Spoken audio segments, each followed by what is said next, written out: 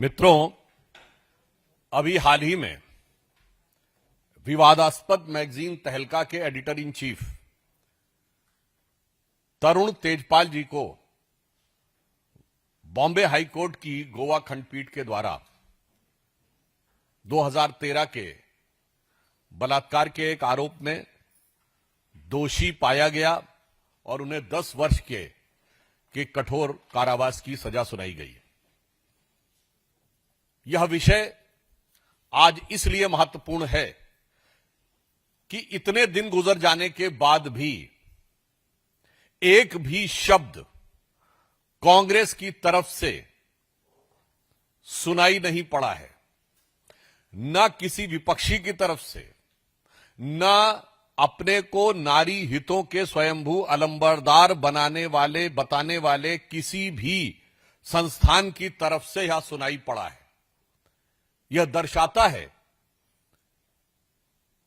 कि अभिव्यक्ति की स्वतंत्रता हो या नारी की प्रताड़ना हो, इस पर सोच कितनी एकांगी, एकपक्षी और पूर्वाग्रहग्रस्त है। और मात्र यह इसलिए नहीं है, यह संभवतः इसलिए है क्योंकि यह वही बिजनेस हाउस है जिसने 2001 में एक विचित्र प्रकार का स्टिंग ऑपरेशन किया था। वह इसलिए कि जब अटल जी की सरकार ने जस्टिस फुकन के अध्यक्षता में एक जांच आयोग का गठन किया, तो यह एक ऐसा अवसर था कि जब स्टिंग करने वाले ग्रुप ने पूरे टेप्स को वेरीफाई करने के लिए देने से मना कर दिया।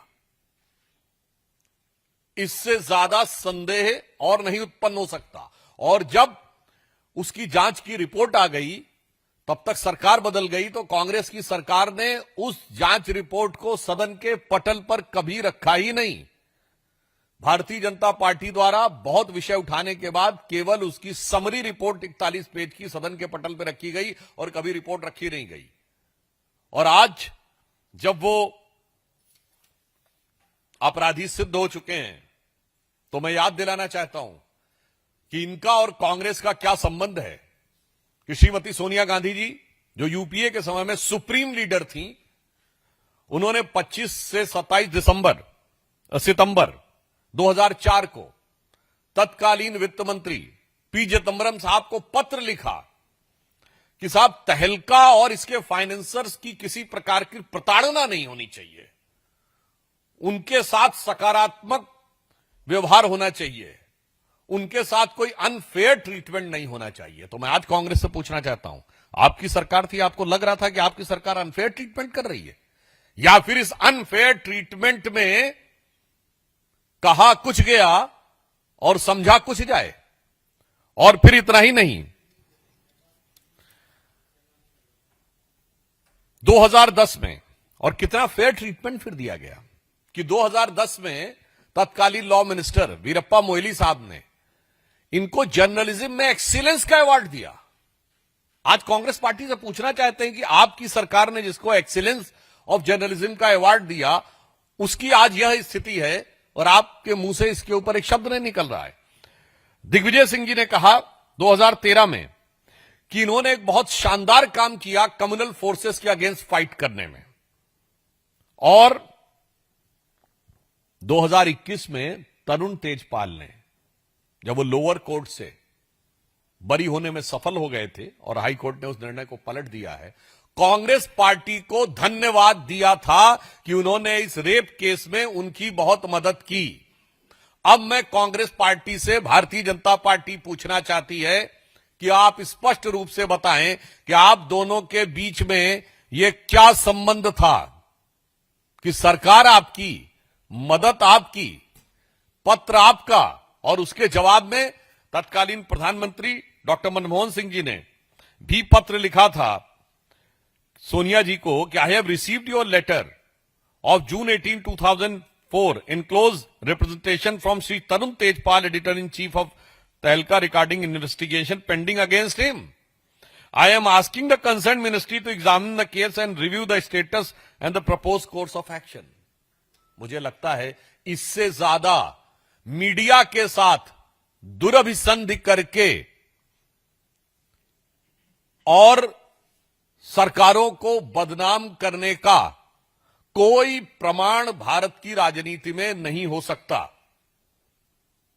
और आज की स्थिति में इसका रेलेवेंस यह है कि यह स्थापित होता है कि कांग्रेस पार्टी हमेशा से आपराधिक प्रवृत्ति के संदिग्ध लोगों को मीडिया में प्रयोग करके राष्ट्रवादी सरकारों के खिलाफ साजिश करती रहती है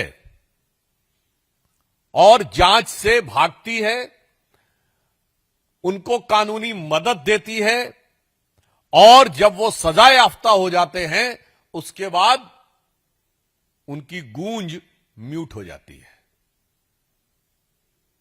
इसलिए हमारा उनसे बहुत स्पष्ट यह सवाल है कि कांग्रेस ने अभी तक इस पे जवाब क्यों नहीं दिया। और यह देश की जनता के सामने एक चित्र है कि किस प्रकार से कांग्रेस साजिशों में शामिल होती है, जो साजिशें गलत साबित होती हैं, फिर उन लोगों की मदद करती है।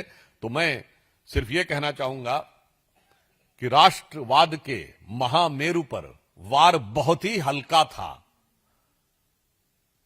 और राष्ट्रवाद को रोकने को साजिशों का तहलका था, वो आज पूरी तरीके से एक्सपोज हो गया है। धन्यवाद। हम क्वेश्चंस लेंगे, एनी क्वेश्चंस तो आप पूछ सकते हैं, पूछिए।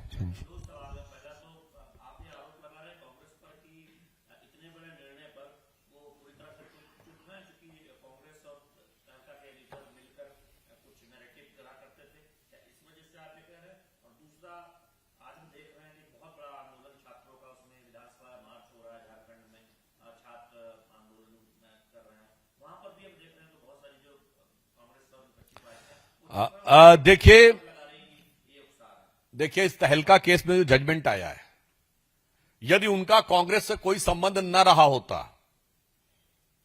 तो एक बार कांग्रेस कह भी सकती थी कि ये उसका अधिकार है कि वो टिप्पणी करे न करे।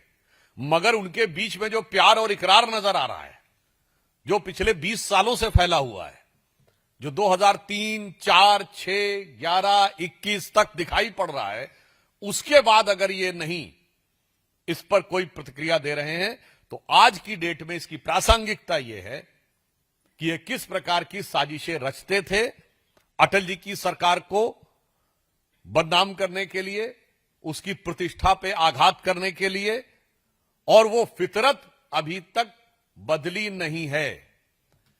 The nefarious design and the conspicuous conspiracies which the Congress uses to hatch with their henchmen masqueraded as free media is now being blatantly exposed।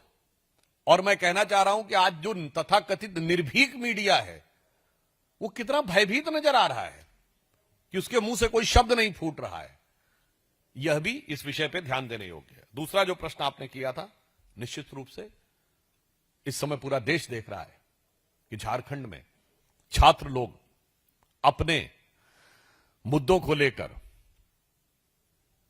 न सिर्फ संघर्ष कर रहे हैं बल्कि शांतिपूर्ण संघर्ष कर रहे हैं, मर्यादित संघर्ष कर रहे हैं, अनुशासित संघर्ष कर रहे हैं। ना कोई अभद्र भाषा आ रही है, ना कोई वहां पर गाली गलौज की भाषा आ रही है, ना वहां पर कोई उनको अज्ञात स्रोतों से ऑर्डर करके स्विगी और जोमेटो के उच्च कोटि के भोजन उपलब्ध कराए जा रहे हैं,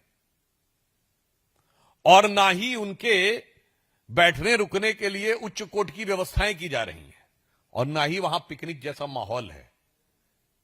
और इससे अधिक महत्वपूर्ण बात यह है कि झारखंड का विषय सिर्फ पेपर से जुड़ा नहीं है, वो नौकरी से जुड़ा विषय है।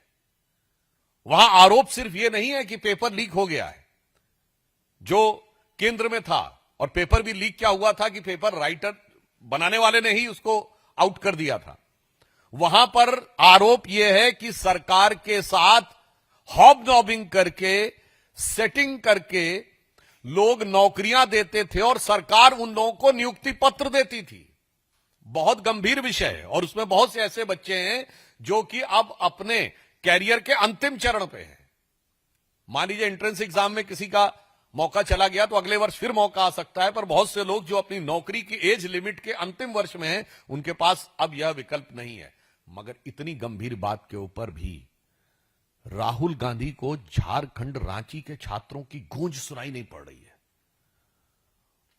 बताइए, जो जाके दहाड़ते और चिंघाड़ते थे कोटा से लेके और प्रयागराज तक, वो रांची पे मिमियाते हुए भी नजर नहीं आ रहे हैं। यह दर्शाता है कि उनका उद्देश्य छात्र हितों की बात करना नहीं, अपने राजनीतिक स्वार्थों की पूर्ति करना है।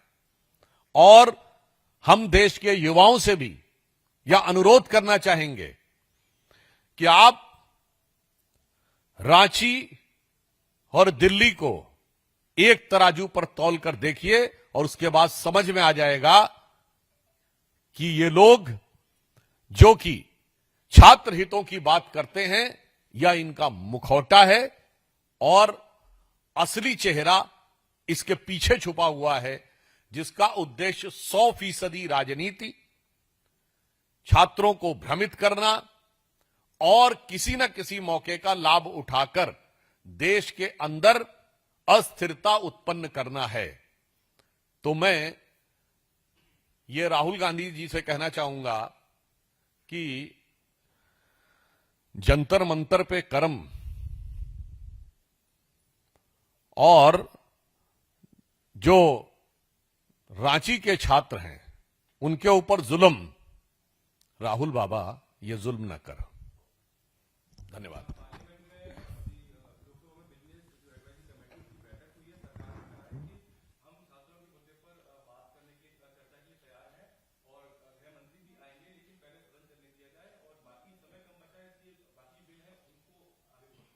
देखिए, इस विषय पे बिजनेस एडवाइजरी कमेटी लोकसभा की भी और राज्यसभा की भी, दोनों की मीटिंग 1 बजे के करीब थी। इस पे जो भी निर्णय लिया जाएगा, सरकार का प्रयास है कि सकारात्मक दृष्टि से संवाद होते हुए सदन के पटल के ऊपर सभी लोग अपना अपना पक्ष रखें और अपना विचार रख के समाधान की तरफ आगे बढ़ें। मगर अफसोस की बात यह है कि अभी तक विपक्षी दलों का लक्ष्य संवाद के द्वारा सदन में समाधान नहीं, बल्कि विवाद के द्वारा सदन में घमासान अधिक दिखाई पड़ता है। एक सेकेंड हाथ करके रुक जाइए। और इसके अलावा कोई और क्वेश्चन है? Last question.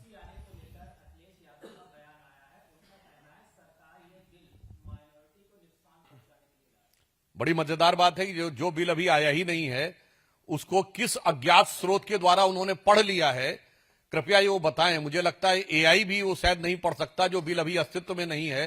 तो उनको कौन सी दिव्य दृष्टि हुई है, अंतः प्रेरणा हुई है, या इल्हाम हुआ है कि उनको वो कौन सा क्लॉज दिख गया है? ये वही लोग हैं जिनको पूरे सीए में, जहां कोई नागरिकता लेने का कानून कहीं प्रावधान ही नहीं था, इनको दिखता रहा और अब 5 साल हो गए हैं, किसी मुस्लिम की नागरिकता नहीं गई है। इसलिए मुझे लगता है कि ये एक बार पुनः प्रमाणित करता है कि प्रश्न पत्र आने से पहले ही कोई छात्र ये कहना शुरू कर दे कि अमुक प्रश्न गलत लिखा हुआ है, मुझे लगता है अखिलेश जी की स्थिति आज उसी छात्र के समान है। बहुत बहुत धन्यवाद। Thank you.